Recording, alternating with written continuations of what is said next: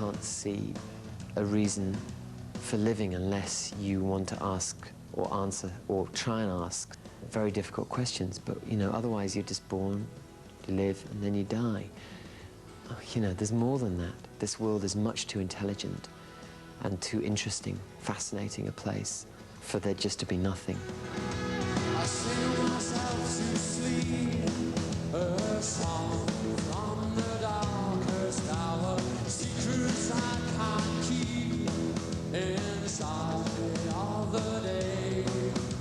Swing from high to deep, extremes of sweet and sour. Hope that God exists. I hope, I pray. Manchester band James have had 15 top 40 hits, 4 gold albums, and their best-of compilation went straight to #1 in the album charts. Lead singer Tim Booth is a controversial figure who has repeatedly refused to play the typical pop star role throughout his long career.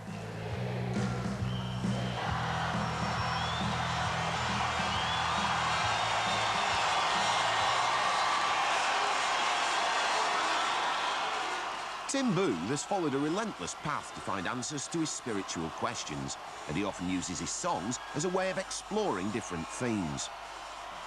His band are unhappy with him for using James as a vehicle for expressing his own quest for God. Because he's so used to being misunderstood, he's rarely discussed his beliefs in any kind of depth, until now. For a start, these things are very hard to talk about. They're often not rational or logical. So communication is very hard. So yes, I've been misunderstood because basically these things are damn near impossible to understand in the first place. It's no one's fault. Secondly, the rock world obviously has problems with anything that is not sex and drugs and rock and roll. I mean, it's a very limited tabloid world, very cliched, and I don't fit. I'm happy with that. Then there's been that just often those papers aren't the right places to talk about things like this. And so, yeah, I mean, I've been ridiculed and laughed at, of course, but that goes with the job.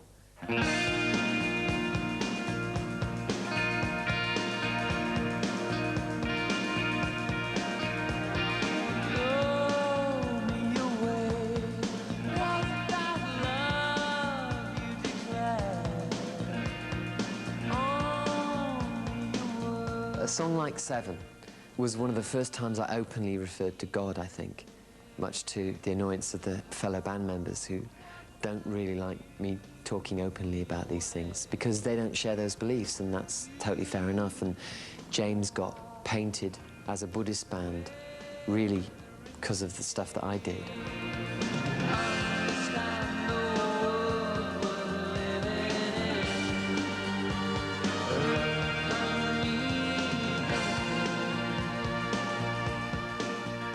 I got this lyric in, God made love to me, soothed away my gravity, gave me a pair of angel's wings, clear vision and some magic things. God is love to me. Thank you for those things. Understand the world we're living in. Love can mean anything. When I'm singing love can mean anything, it could be God can mean anything. I mean, they're just highly abused words. Well, the idea behind that, if you really pursue this idea that everybody can get in touch with God, that everybody actually has God within them, that everything has that energy within it, then the ultimate union would be having sex with God. So God made love to me, soothed away my gravity, gave me a pair of angel's wings, clear vision and some magic things. God is love to me, thank you for those things. That was the first time I started getting interested in that idea. I mean, that's what I think ecstasy is, not the drug. The state is when you feel totally at one. You feel totally like you're free of all your smallness, your day-to-day identity, and you're like feeling just like, whoa.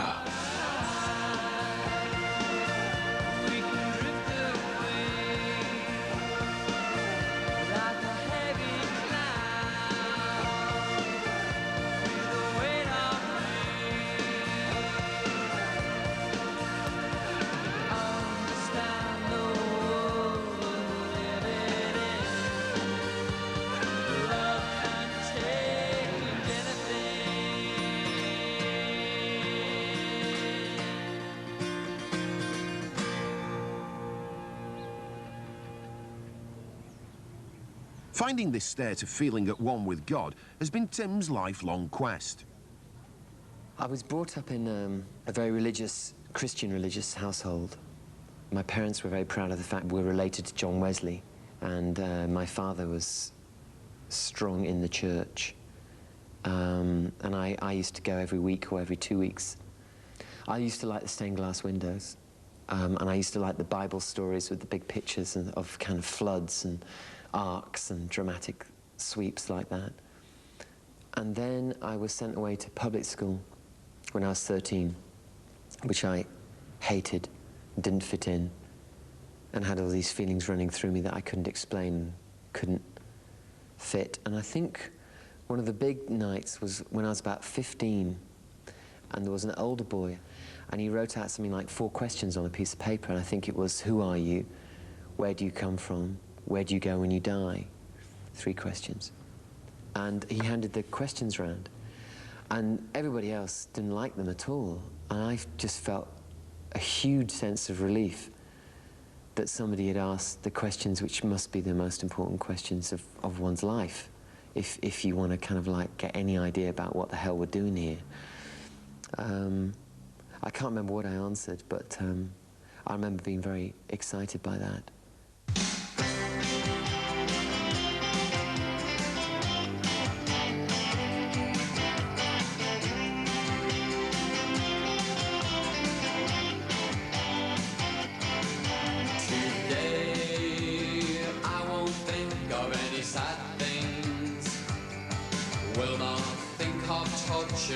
Of a rainy of nature. Just today, I won't touch those sickening papers.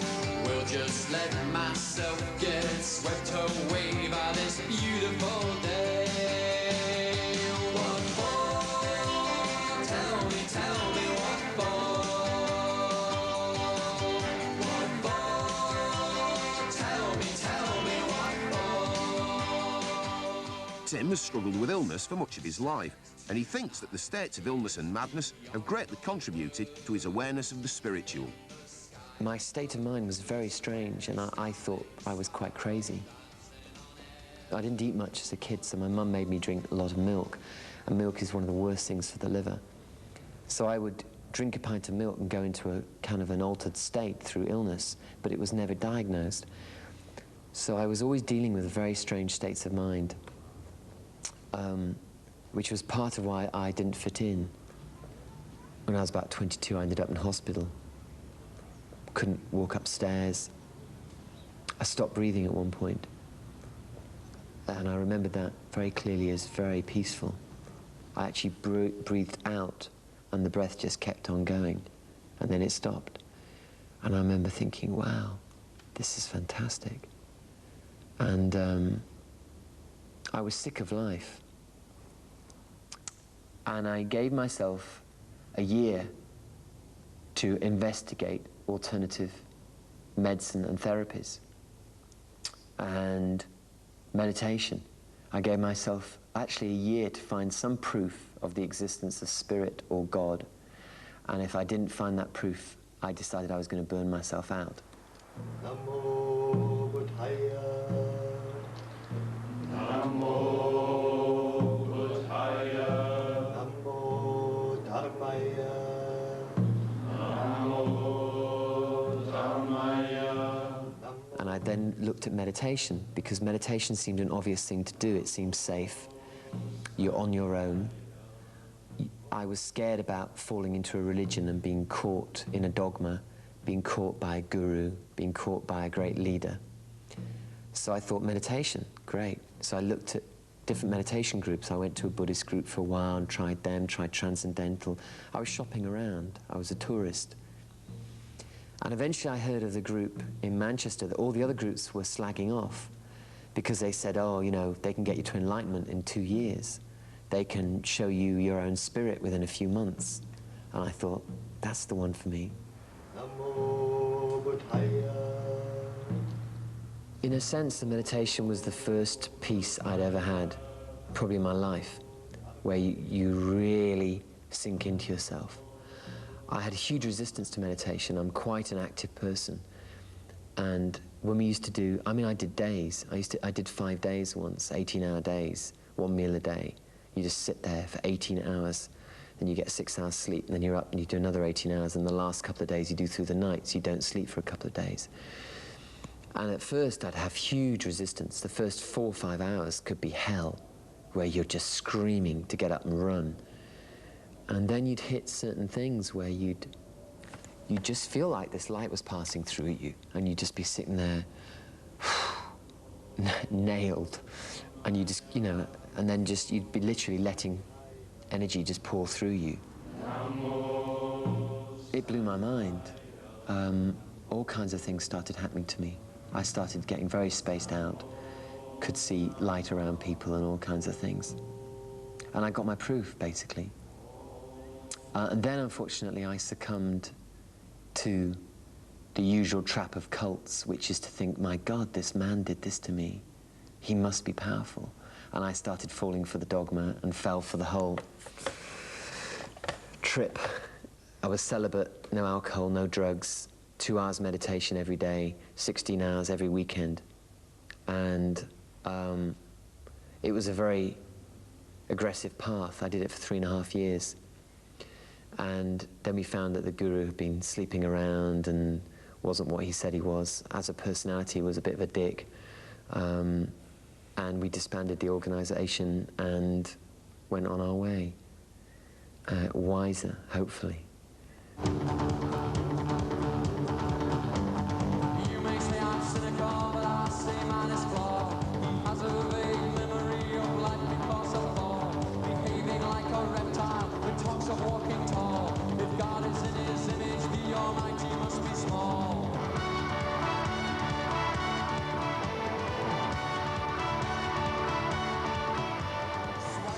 I wrote a few songs looking at the nature of Christianity, which I'd had force-fed for 20-odd years, and included observations on the cult I'd fallen into.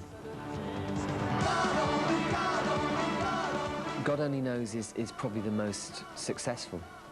And the song is really, you know, what is the nature of God? And the chorus is God Only Knows. My guru has been sleeping with adepts and with sheep, but I was celibate, self-righteous in belief. Yesterday he was God and now he is a creep. We fell upon each other, starving for relief. God only, God only, God only. I mean, anybody who sets himself up as a holier-than-thou religious leader is going to come crashing down. The thing I see about religious leaders or spiritual leaders is they've often focused on just their spirituality. And as a result, they haven't dealt with their sexuality, their greed, their ego, their, you know, flattery. I mean, any spiritual leader gets a lot of, you know, flattery. And if they haven't learned how to deal with the more mundane parts of their own character, they've just gone straight to spirit. They end up being top-heavy, like some kind of bodybuilder who thinks all it's about is muscle. To me, it's about balance. You have to get the mind, the body, the spirit, everything. You have to keep them in balance, too. If one gets too overdeveloped, it's always going to be at the detriment of the others. Tim's passion for dancing has led him to find this balance between mind, body and spirit. In his dancing, he claims, he can reach a high normally only associated with drugs. This high is Tim's ecstatic union with what he calls spirit. Traditionally, dance has been used by shamans, tribes, to get people into ecstatic states. And what ecstatic states usually mean are receptive to information or from the spirit world.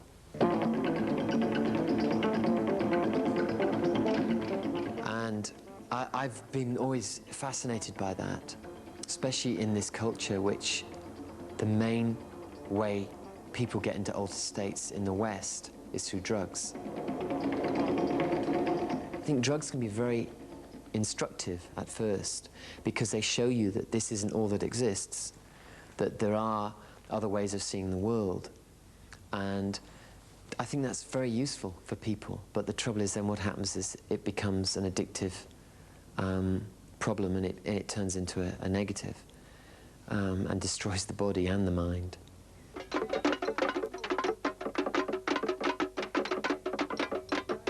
So I've been very interested in looking at the way drumming, dancing, music, you know, fasting, sleep deprivation, meditation can get you into altered states, can get you away from the monkey mind and the human machine and allow you to allow more spirit, to be more in touch with your own spirit. It's not New Age, it's ancient culture. It's ancient healing wisdom that's been used for thousands of years and predates religions. And it's quite fierce. New Age also suggests something quite wimpy about embracing the light. And for me, you have to embrace the darkness in order to get anywhere near the light. If you deny your own dark side, it will come back big time. It's that time again when I lose my friends, go walk about. I've got the bends from pressure. This is a testing time when the choice is mine. Am I a fool for love or foolish for desire?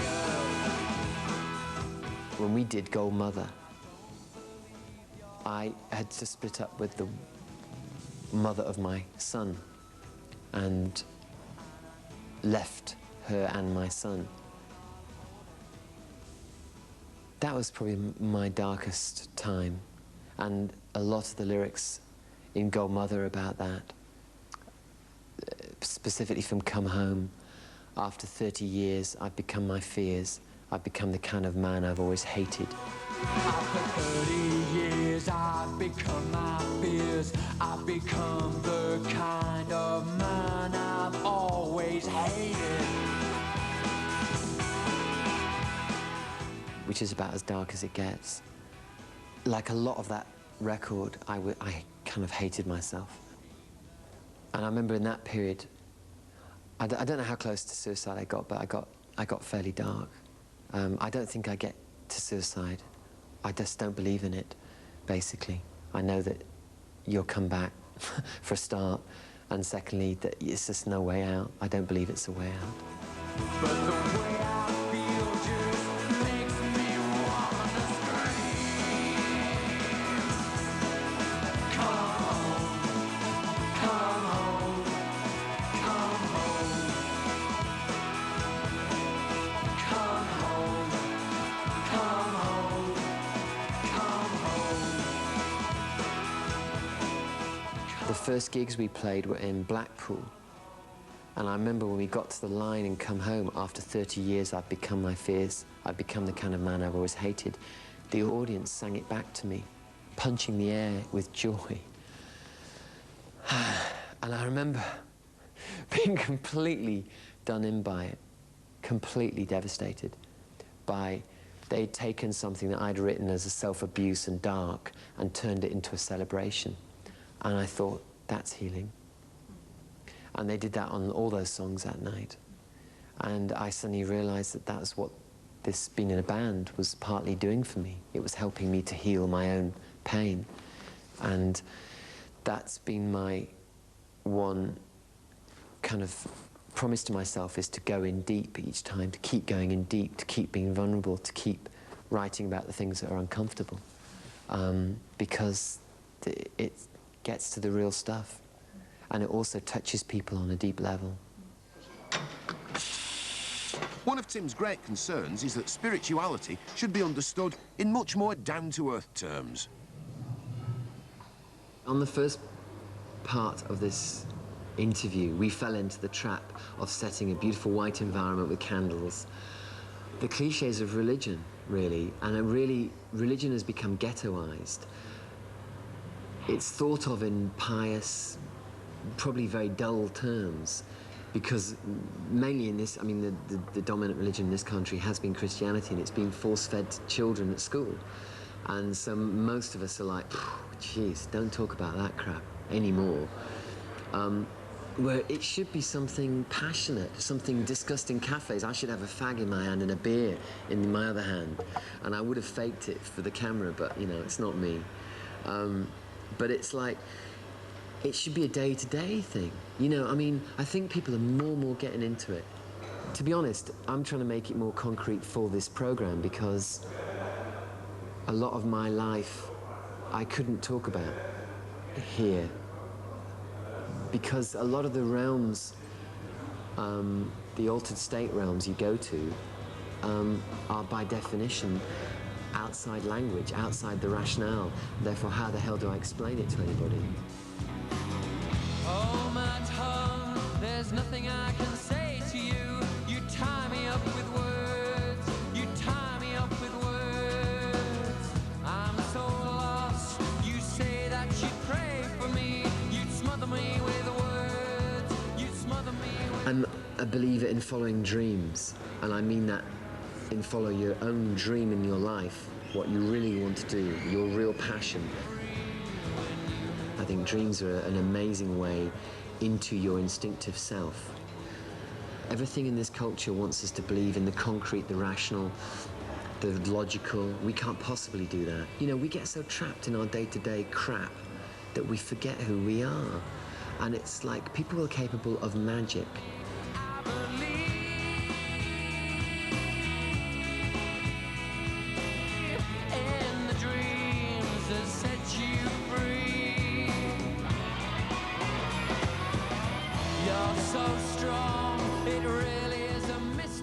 The danger with message, like you're asking me, what is the message? That's the usual danger of any religion or spiritual organization, is it becomes a little package to sell. And it also becomes that I found a way that's right and right for you. I can't say that because I know I found a way that's right for me. And I mean, so I don't have a message. The only thing I'd say in that sense is that, you know, everybody has to find their own way.